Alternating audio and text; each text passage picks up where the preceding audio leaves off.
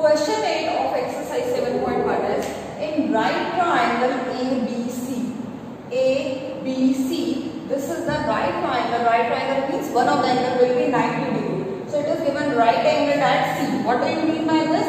It means angle C. This complete angle is 90 degree. Now M is the midpoint of hypotenuse AB. I am just writing what is given. First of all, right angle at C means angle C is equal to 90 degree. Or I am in place of angle C, I am writing ACB. This complete angle is 90 degree. M is the midpoint of hypotenuse AB. M is the midpoint. Midpoint means this AM will be equal to BM. This is given. C is joined to M. This C is joined to M and produced to a point B. This is point D, such that DM, this DM will be equal to CM. Okay, this DM is equal to CM. This is all that is given. Now, point D is joined to point B. Show that first part is triangle AMC. Where is triangle AMC? AMC. This triangle is congruent to BMD. BMD. These two triangles that we have to show that these two triangles are congruent. So first of all, see that in triangle AMC and triangle BMD, what is given just right? First of all, see that AM is equal to BM. It is given. Very good. Second thing is BM is equal to CM. CM is equal to DM. This is given. See from the figure in triangle AMC, this AM is equal to BM, this CM is equal to BM. So I have one side, I have another side. See, if you have two sides, then you can either apply triple S rule or you can apply SAS rule. So, if two lines are intersecting, then this pair of angle will be vertically opposite angles. I can write this angle, angle AMC will be equal to angle BMD, and reason will be vertically opposite angles. So, which rule will be applied here? From which rule these two triangles will be congruent? Triangle AMC is congruent to triangle BMD, and rule will be SAS.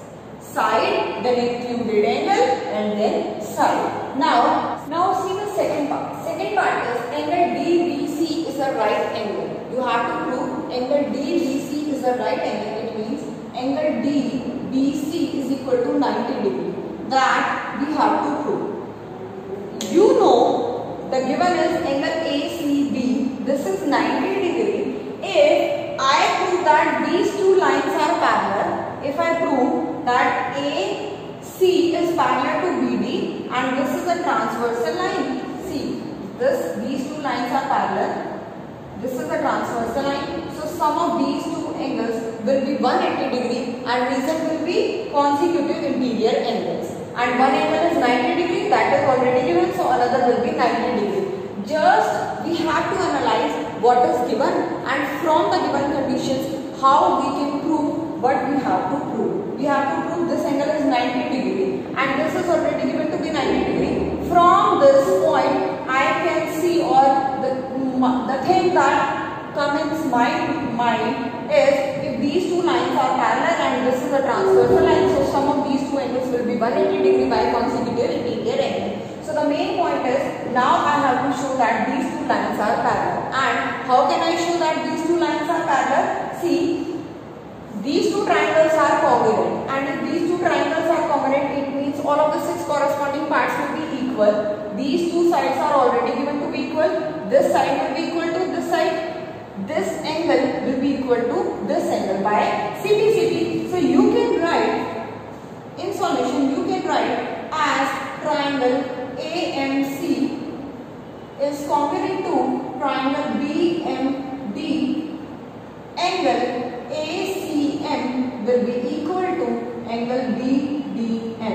by CP. If these two triangles are congruent, then this angle will be equal to this. Now, if these two angles are equal, see very carefully, if these two angles are equal and these are two lines, this is a transversal line. So, this pair of angle is making a alternate interior angle relation. See, these two lines are given. This is a transversal line. This angle is equal to this angle and these are alternate interior angle. So I can write after this step, but these two angles are alternate interior angles.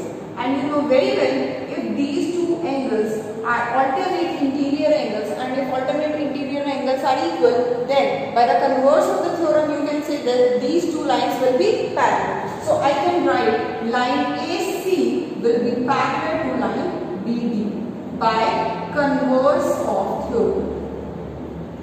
And which theorem? Alternate interior axiom. So by converse of theorem you can write angle AC is parallel to BD. Now if AC and BD, these are two parallel lines and BC is a transversal line, so you can write angle ACB, this complete angle, plus angle DBC, this complete angle. Sum of these two angles will be 180 degree. After this step, I can write angle ACB plus angle DBC is equal to 180 degree. And reason is sum of consecutive interior angles is 180 degree. This is the reason. Now what is angle ACB? ACB is already given to be 90 degree. Right angle right C, it means ACB is already given to be 90 degree. So 90 degree plus angle DBC is equal to 180 degree. So from here you can write angle DBC is equal to 90 degree. And this was the thing that we have to prove.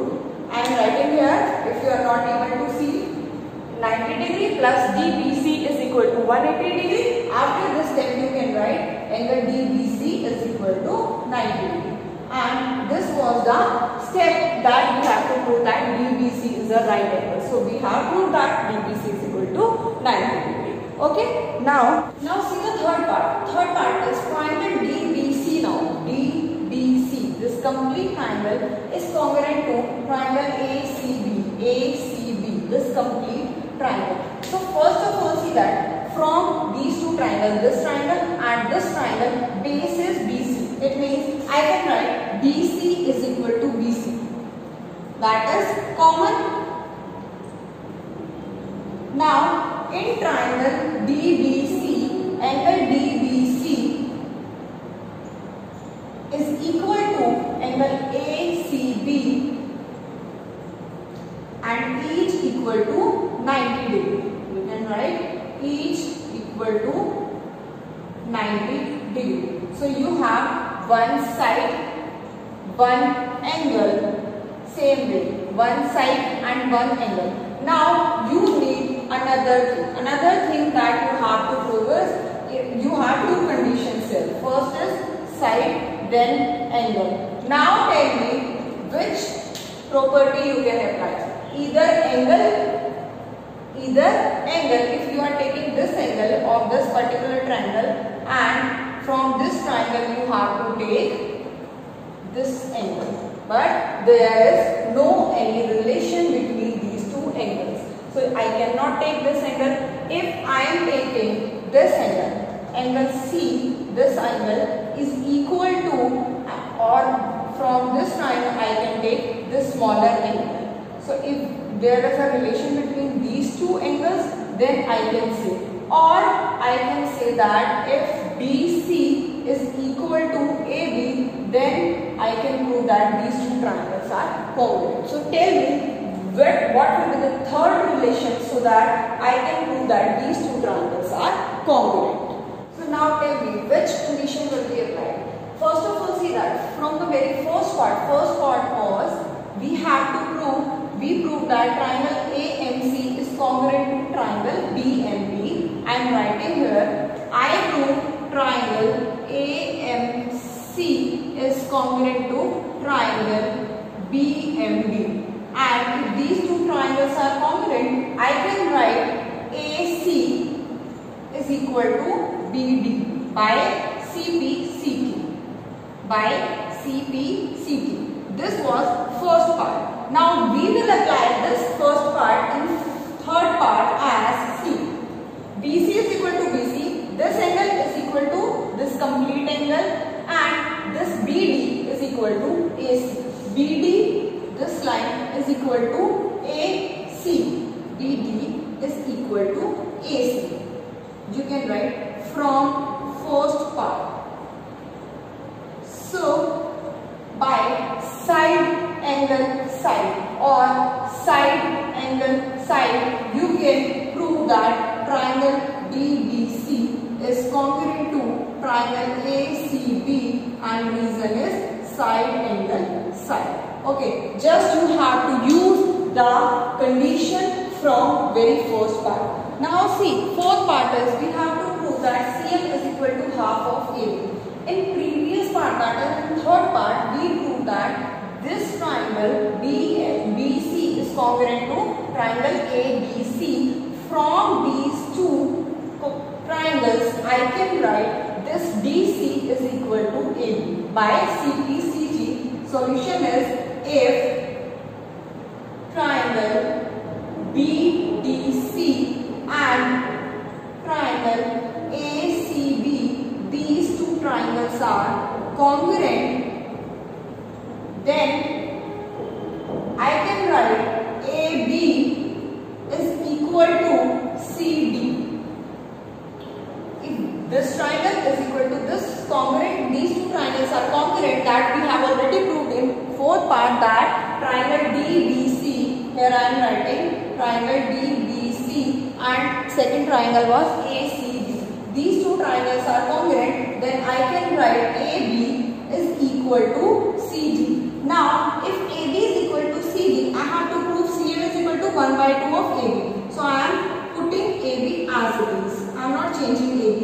In place of CD, can I write CM plus MD?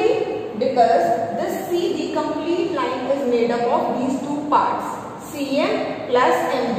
So, in place of CD, I am writing CM plus MD. Now, what do you need in proof of fourth part? In fourth part, I need AB and I need CM. I need AB and I need CM. It means I have to remove this MD. Now, from the question, it is given that DM is equal to CM or MD is equal to MC. So, in place of MD, can I write MC or CM? In place of MD, I can write CM. So, AB will be equal to 2 times of CM, and finally it will imply CM is equal to 1 by 2 of AB. This is AB. This is the proof. The question number 8 was very good question. You have to practice this. You have to understand the concept. 3 to 4 concepts are applying in this only single question. So you need to practice the questions. You need to practice the concepts. If you are able to analyze the figure, if you are able to practice the questions, what is given, what we have to prove, what we have to apply, which rules can be applied, what are the possibilities, then easily you can do the question. So this was all about exercise 7.1.